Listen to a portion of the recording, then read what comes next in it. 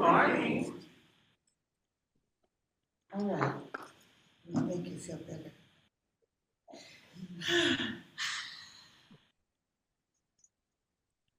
What a morning we've had so far.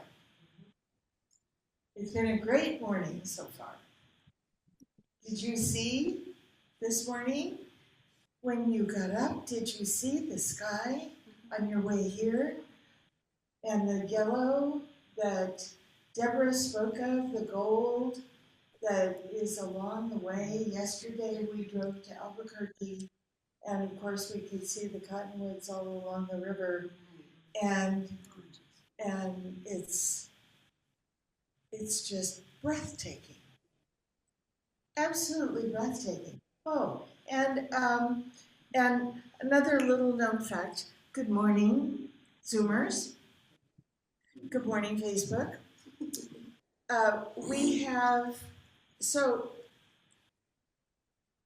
I have no idea how long the irises that are potted and the pots are sitting on our patio. I have no idea how long they've been there.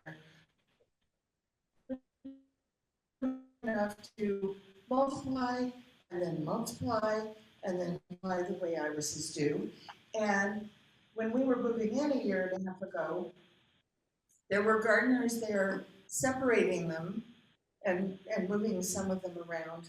Anyway, so we have all these square, they look like adobe, but they're not, pots sitting on the patio that are, when I tell you full of irises, they're full. And we have one yellow iris that is blooming all by itself. It's in a pot with about 100 others.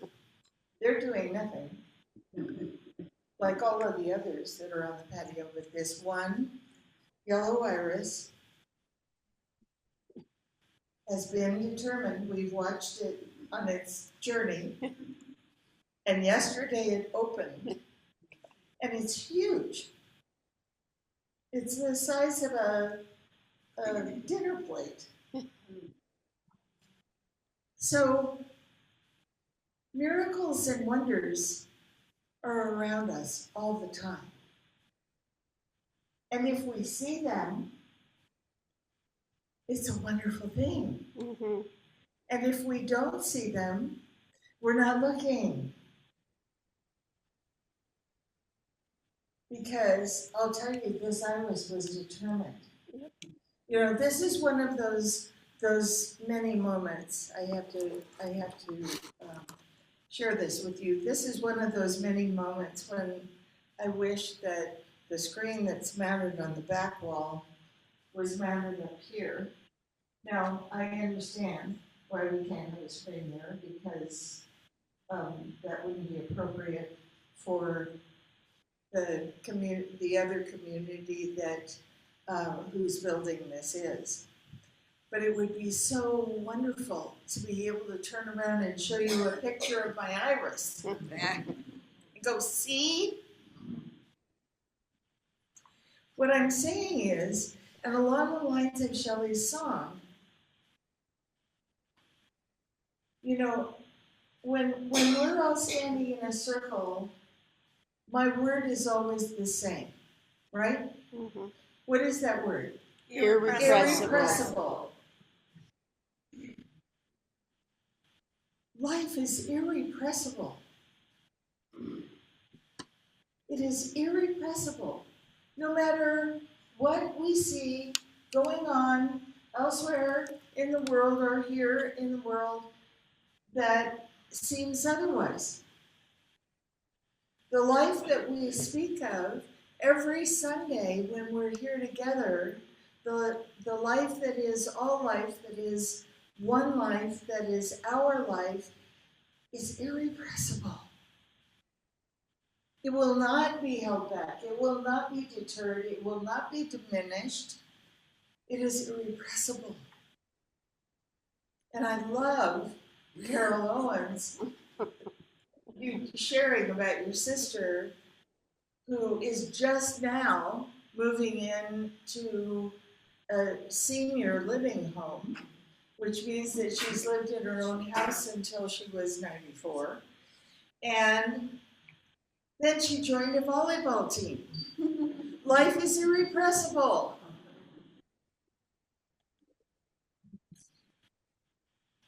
So, all month long, we're talking about Thanksgivingness. And when Deborah shared her story during her reading, her practitioner reading this morning, that really was a beautiful illustration of Thanksgivingness, of realizing, wait, you know, the man who thought that the gem was going to feed him for years to come somehow realized that the real gift was the woman's ability to share it with him without hesitation.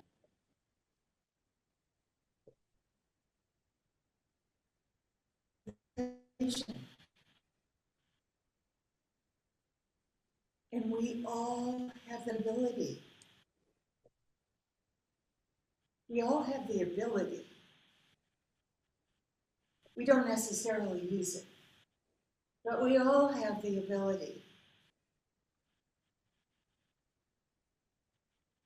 And that's not the same thing as having the ability to sing or paint or horseback ride or do all of the other things that we do. But there are abilities, there are divinely ordained, divinely installed, if you will, abilities that we have. And it's just interesting to check in with ourselves and see how we're using them. If we're using them. Because we may be using them, but are we using them consciously? Are we using them? And I don't mean, okay, so eventually I'll get to my talk for today, but yesterday we went to breakfast at a new place in Albuquerque, not a new place to Albuquerque, but a new place to us. It was fabulous. And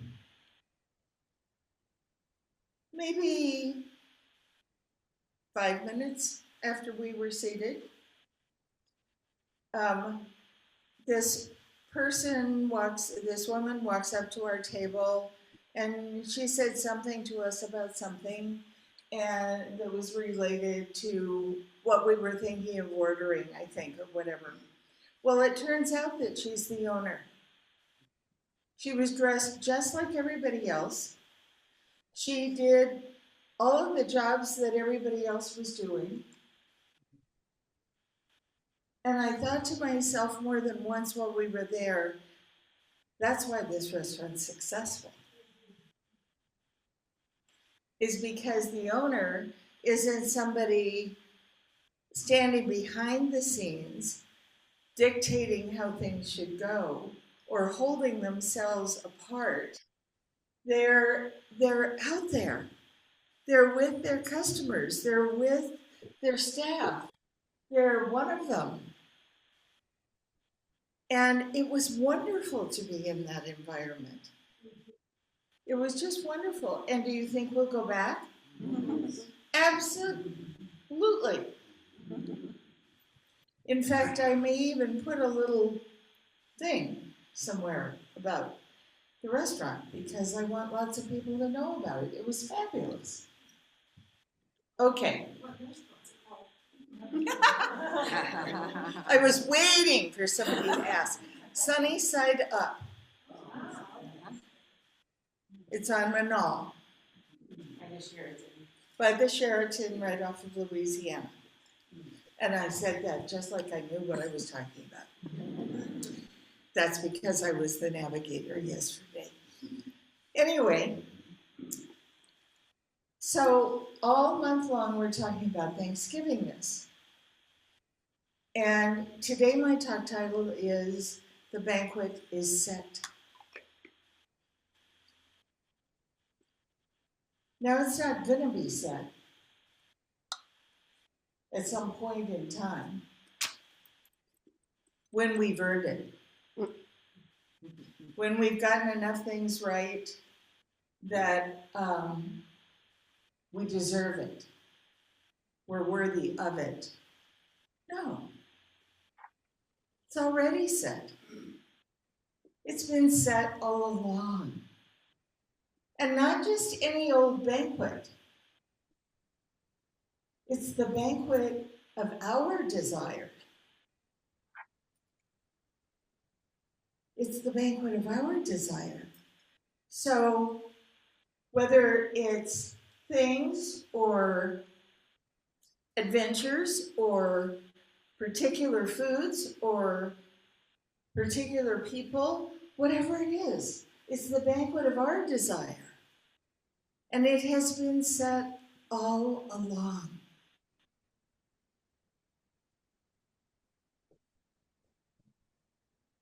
There are those of us, me included, who grew up in a faith tradition where this was something that had to be earned. And in fact, not only did it have to be earned, but it wasn't just my banquet.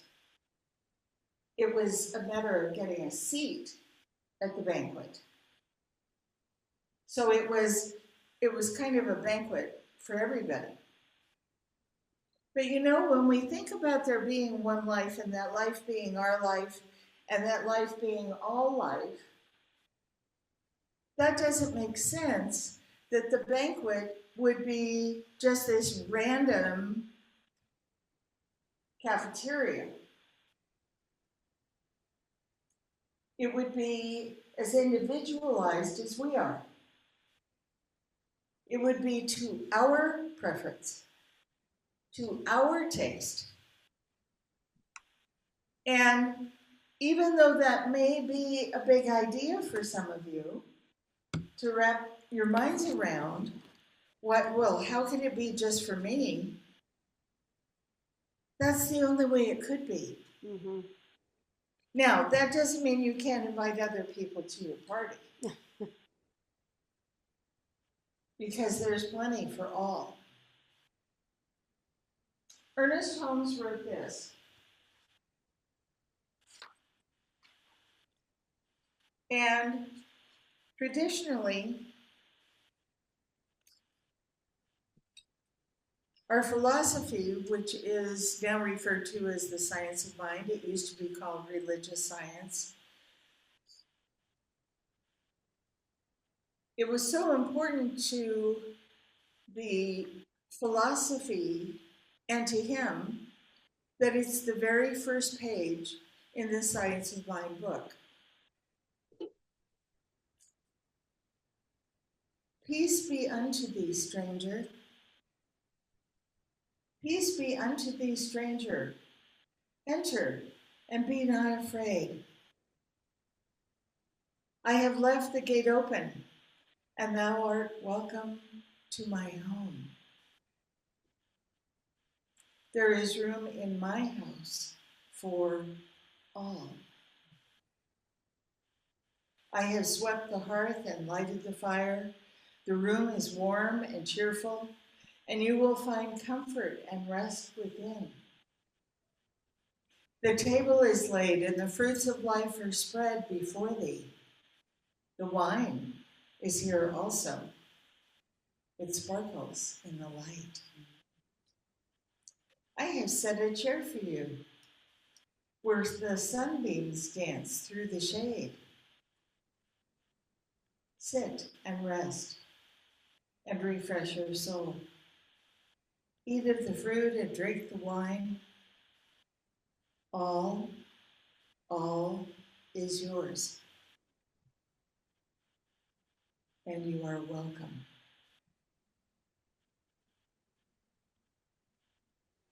All, all is yours, and you are welcome. Now, who do you think Ernest was speaking for when he wrote this? Everyone. And the divine. So the spokesperson is the divine, is spirit, is life. And life is addressing all of creation and saying, all is yours. Now, how can all be mine and all be Bob's? Or all be Stephen's and Denise's and Billy's? How can that happen? Any ideas? I mean, we are talking about all life. We are talking about the unlimited. So what does unlimited mean? There are no limits. There are no limits. And it is, if we stop and think about it, there's one life, there's one power, there's one presence. It is my life, it is our life, it is all life, always has been, always will be, and is now.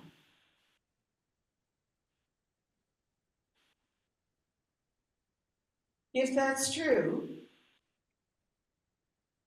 and our philosophy assumes that it is because there's so much proof, there's so much evidence that that is indeed true, that there is only one. And whether you call it energy or intelligence or life itself or spirit or God or Jehovah, whatever you call it, there is only one. If there is only one, that one lives through me and by means of me and as me, as it does equally through each of you.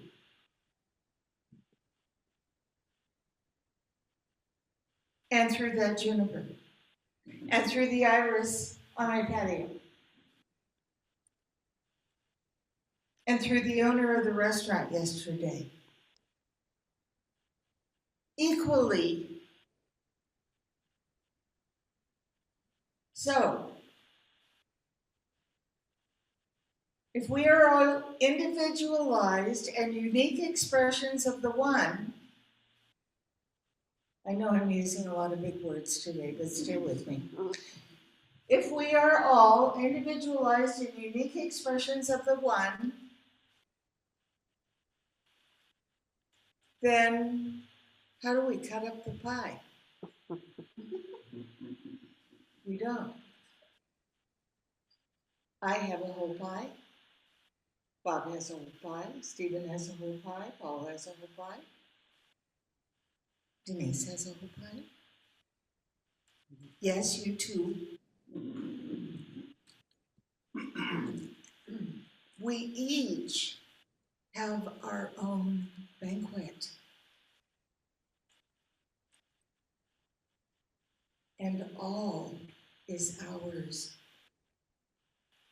to have, to enjoy, to share. We see lots of evidence of shortage in the world, do we not? Do we not?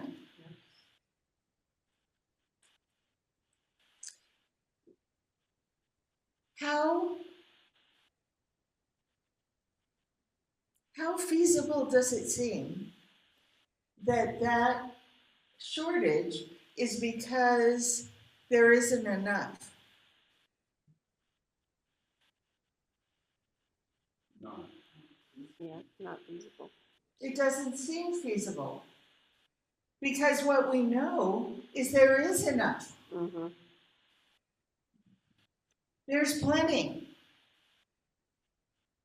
It just doesn't happen to be there.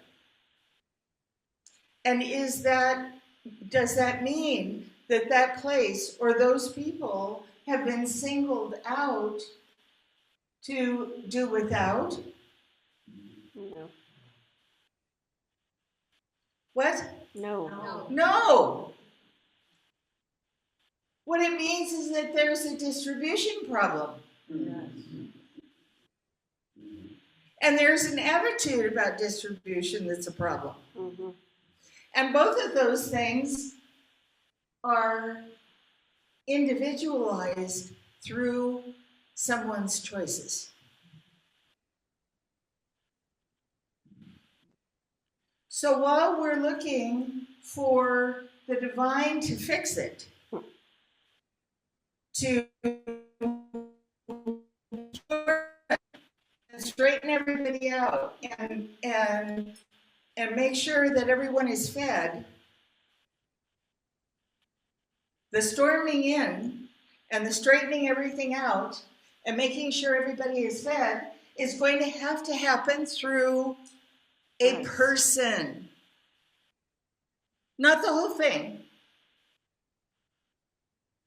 Each little piece that contributes to that resolution is going to have to happen through a person, a group of people. Now, why would I say that? I say that because we are the delivery system. Mm-hmm. Not just us. You'll be so glad to know. Although it is up to us to do our part. It is up to us to show up with cake mixes for Adelante, for Deborah to take for the unhoused, for Thanksgiving. And even if it's just one cake mix, we are doing our part. Yes. As a divine delivery system. The woman in the story with the jewel, she didn't stop and think about, oh, wait a minute, Reverend Ann says I'm a divine delivery system, so I better go ahead and give him this gem. No, we didn't know each other then. The thing is that when we have an opportunity to improve someone else's life experience in some way, and it can be, as I've said many times before, it can be just eye contact. It can be listening. Because feeling heard makes such a difference to everyone. We all love to feel heard. Because it feels good. We feel we're held in some kind of regard when we feel heard. We tend to, think of these things, making eye contact, smiling at the cashier, asking them what kind of a day they're having, as insignificant. Little do we know that through that smile and through that little bit of genuine interest, we are changing the world. Mm-hmm. And we are inviting people to their own banquet. Mm-hmm. where they can look forward to the next person in line and have a smile for them. Have a warm hello for them. Our ideas about small gestures of kindness are not small. Right. The difference that it makes is enormous. And that we regard it as small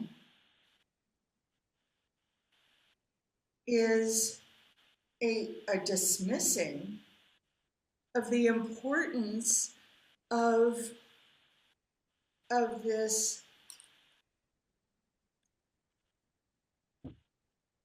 I can't even find a word big enough, of this unlimited, of the unlimited that we speak for and from and as. We're diminishing it in our own minds because we are judging ourselves as insignificant or not significant enough or whatever the case may be. And I'm here to tell you that is a flat out lie. Right.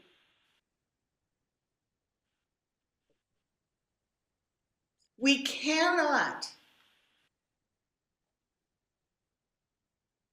even entertain the acceptance of the idea that we are living in, as, through, by, with the one life. We cannot even entertain it and dismiss it at the same time. Right. I heard that.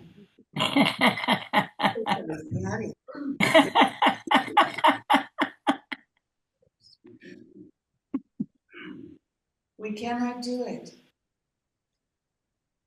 So what's it going to be? Who are we going to be? How are we going to be? What are we going to be? And when?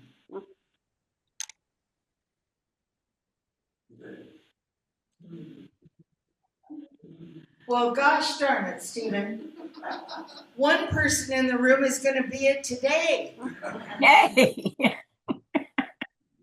Hallelujah. Yes.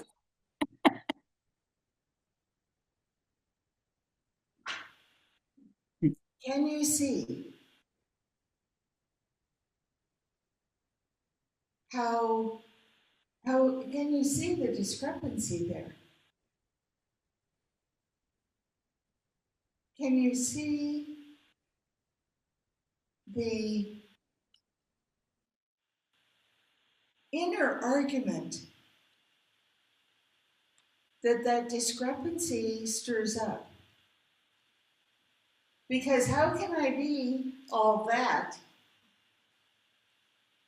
and have any feelings about myself that I am dropping the ball somehow,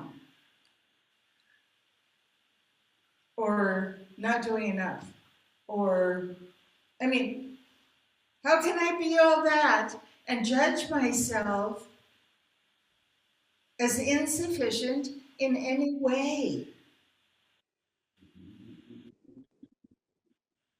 How? You can't. Now, you can think, you can think in this human, delightful, magnificent, powerful, extremely talented and skilled brain of ours, you can think, well, that may be the truth of who I am, and I'm still this. I'm still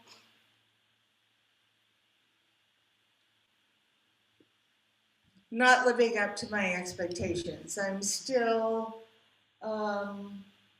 unsure and feeling, you know, a little helpless about something. And so that, no. The truth of you is the truth of you. Yep. And what you believe about it is what you believe. Mhm. And that is where the difference is. Just right there.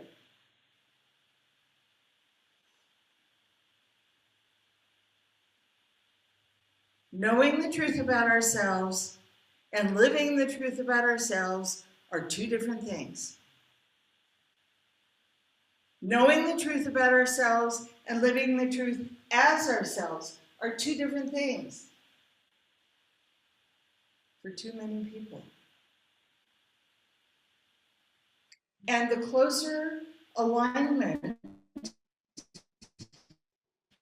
we can find, that we can manage between what we believe about the truth about ourselves and what we believe about who we are as humans, the closer we can bring those two things together towards